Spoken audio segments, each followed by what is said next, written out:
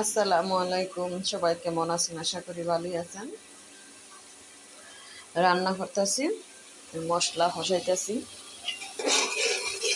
মশলা বেগুন দেয়া, আলু দেয়া, টমেটো দেয়া, মাছ দেয়া রান্না করব।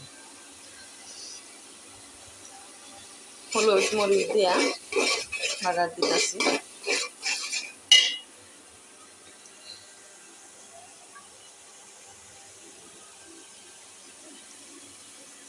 এখানে আমি যে লটটা দিছি বেচিংয়ের সুইচটা দেখেন,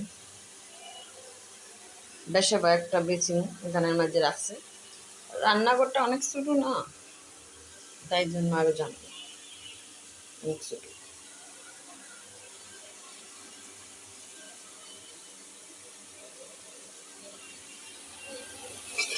মশলা কষানো দিয়ে আলু দিব, আলু দেওয়া কষাইয়া